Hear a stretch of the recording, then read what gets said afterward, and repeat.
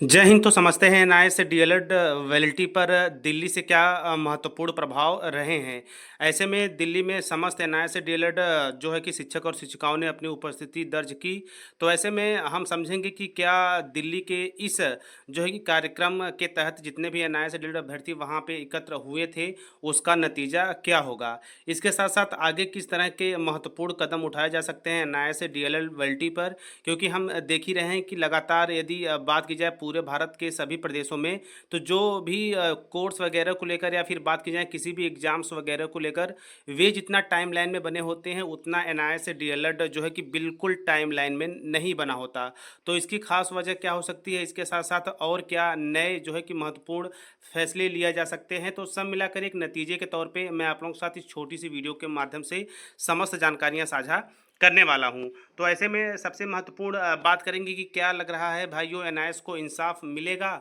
दिल्ली जाने का भी कोई नतीजा नहीं निकला है। ऐसे में नहीं से यहाँ का ये मतलब है कि एनआईए से डीएलएड जो है कि ये एक लंबे समय बाद उपस्थित हुए थे दिल्ली में, लेकिन वहाँ पे कई जो है कि गुट देखने को मिले, जैसे कि जो कि केवीएस के एनआईए से डीएलएड अभ्यर्थी थे वे अलग, जो उत्तर प्रदेश बिहार से गए थे उनका अलग, जो झारखंड व अन्य राज्यों से गए थे, कहीं न कहीं लोग अलग अलग गुटों में थे। इस वजह से कोई खास प्रभाव देखने को नहीं मिला और हम इसे न के बराबर भी नहीं कह सकते, क्योंकि इस बार कम से कम एनआईए से डीएलएड अपनी वैलिडिटी के हेतु समस्त शिक्षक और शिक्षिकाओं ने कम से कम घर से बाहर जो है कि वहाँ अपनी उपस्थिति दर्ज की। इसके साथ साथ बात की जाए धर्मेंद्र प्रधान जी के यहाँ और जो महत्वपूर्ण जगह हैं दिल्ली में, वहाँ पे अपनी उपस्थिति दर्ज की। और इसके पीछे या हम यूँ कह सकते हैं कि जो सबसे महत्वपूर्ण रीज़न स्पेशली हर बार का रहा है वो ये रहा कि एनआईए से डीएलएड पूरे भारतवर्ष में कहने को केवल 14 से 15 लाख हैं, लेकिन यदि कहीं जाने या फिर आने की बात होती है, उपस्थित होने की बात होती है, तो वहाँ पे 14 लाख के साथ या फिर 15 लाख के साथ वहाँ पे ना ही 1400 एकत्रित होते हैं ना ही 1500 एकत्रित होते हैं। वहीं यदि वर्तमान में कुछ जो महत्वपूर्ण पेपर हुए हैं, जहाँ पे आप देख रहे होंगे कि नीट का जो पेपर होता है वर्तमान समय में काफ़ी गहमा-गहमी उसको लेकर बनी हुई है और जांच के आदेश भी हुए हैं। इसके साथ साथ जो नेट के एग्ज़ाम होते हैं उसमें भी आपने देखा होगा कि अभ्यर्थियों के जो है कि महत्वपूर्ण आंदोलन की बदौलत ही उसे भी बिल्कुल पूरी तरह से कैंसिल कर दिया गया है। वरन यदि इन्हीं सब चीज़ों को देखकर एनआईए से डीएलएड की बात की जाए तो यहाँ पे कोई जो है कि बाहर नहीं निकल रहा।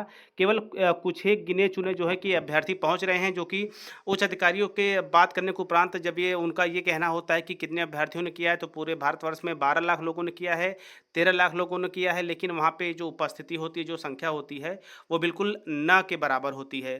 जिसका जो है कि नतीजा दिल्ली में आप देख ही रहे होंगे कि कई जो है कि राज्य के एनआईए से रिलेटेड अभ्यर्थी गए, काफ़ी सम्मान की बात है, लेकिन वहाँ पर भी काफ़ी संख्या बल कम देखने को मिला है।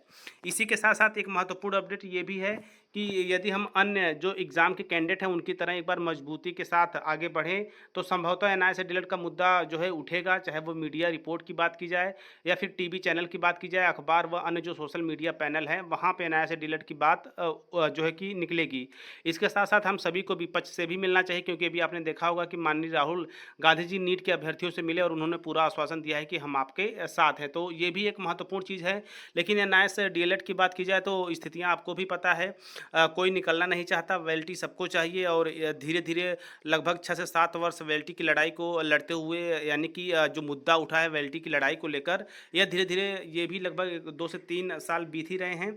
इसके साथ साथ आपको भी पता है, मैं हर एक वीडियो में कहता हूँ कि जल्द ही इस भारत के सभी प्रदेशों में, उत्तर प्रदेश हो गया, बिहार में आप देख ही रहे होंगे कि बीपीएससी 0.4 के तहत काफ़ी बड़ी संख्या में जो है कि प्राथमिक शिक्षक भर्ती का विज्ञापन जारी होगा। छत्तीसगढ़ में निकल ही गया है। इसके साथ साथ उड़ीसा, पंजाब, छत्तीसगढ़ के साथ साथ मध्य प्रदेश, उत्तर प्रदेश, हर एक जगह जो है शिक्षक भर्तियाँ निकलेंगी। तो जाहिर सी बात है एनआईए से डीएलएड यदि वैलिड होता है तो हम उसमें पार्टिसिपेट करके अपने भविष्य की दशा और दिशा को सुधार पाएंगे।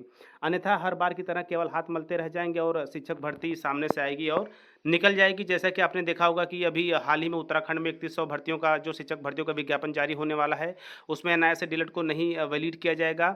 इसके साथ साथ अभी झारखंड में आपने देखा होगा वहाँ पे जो भर्ती हुई है उसमें, इसके साथ साथ अन्य राज्य जैसे कि जजमेंट जब से जारी हुआ है सीधे तौर पे नहीं लिए जा रहे हैं। अभी वर्तमान समय बात की जाए तो आप बिहार में देख रहे होंगे नियुक्ति प्रक्रिया पे पूरी तरह से रोक लगा दी गई है। तो ऐसे में ये रहा कुछ महत्वपूर्ण अपडेट जो स्पेशली जो है कि एक नतीजे के तौर पे मैंने आप लोगों के साथ साथ साझा किया कि जो है कि इस तरह यदि हम प्रयास करेंगे तो क्या ये संभव है कि हमें इंसाफ मिल पाएगा?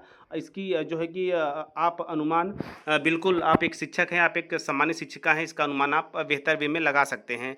इसके साथ-साथ अभी कोई विशेष जो है कि पूरे भारत स्तर पर क्या किया जाए? क्योंकि अभी एनआईएस डीलर को आप देख ही रहे होंगे कि सभी एनआईएस कैंडिडेट किसी एक बैनर तले नहीं है। किसी का ग्रुप अलग है, किसी की टीम अलग है। हर एक प्रदेशों में अपना-अपना अलग-अलग एक मैटर है।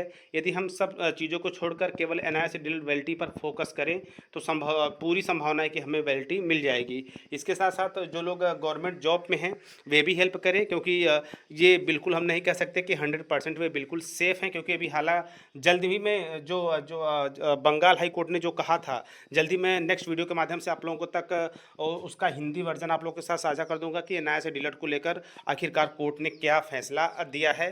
तो ख़ैर वो अलग एक दूसरी वीडियो में मैं उस पर चर्चा कर लूँगा, लेकिन वर्तमान समय में यदि देखा जाए तो इंसाफ़ की जो बात की जा रही है एनआईएस डीलर वैलिडिटी पर काफ़ी दूर होता नज़र आ रहा है क्योंकि हर एग्ज़ाम्स जो होते हैं वहाँ के जो अभ्यर्थी इतने डटे होते हैं कि जो वे चाहते हैं वो होता है। सारी चीज़ें उनके पक्ष में होती हैं, लेकिन यदि उसी क्रम में एनआईएस डीलर को देखा जाए तो चीज़ें काफ़ी दूर होती जा रही हैं। मान्यता पास होता नहीं बल्कि हम चीज़ों से या एनआईएस डीलर वैलिडिटी से और दूर होते जा रहे हैं। तो ये रहा कुछ और बाकी चर्चा करने के लिए बहुत कुछ है। मोटी-मोटी बातें मैंने आप लोगों के समक्ष रखा और मैं पूरी आशा करता हूँ कि आप इसे पॉजिटिव वे में लिए होंगे और आपके विचार कमेंट बॉक्स में जो है कि बिल्कुल उनका स्वागत है। आप कमेंट अवश्य किया करिए कि चीज़ों को लेकर आपकी क्या थिंकिंग है। तो ये रहा अब तक की महत्वपूर्ण अपडेट इंसाफ को लेकर और दिल्ली में क्या-क्या चीज़ें हुई और उसका नतीजा क्या रहा। इसके साथ-साथ शिक्षक भर्ती जल्दी विज्ञापन निकलेगा और इसके साथ-साथ अभी वर्तमान समय में जितने भी हाई कोर्ट में एनआईएस डीलर का मुद्दा फाइनल स्टेज पर पहुँच रहा है, वहाँ पे सीधे तौर पे बाहर किया जा रहा है, जो कि 11/8/2023 सुप्रीम कोर्ट का जो जजमेंट है, जो है उसी के आधार पर चीज़ें जो है कि जजमेंट के तौर पे निचली जो अदालतें हैं वो दे रही हैं। तो ये रहा कुछ महत्वपूर्ण अपडेट। आगे चलकर बहुत चीज़ें हैं जो लगातार मैं टीचर प्लानिंग पॉइंट चैनल के माध्यम से आप लोगों तक साझा करता रहूँगा। तो मिलते हैं नेक्स्ट वीडियो में नेक्स्ट इन्फॉर्मेशन के साथ।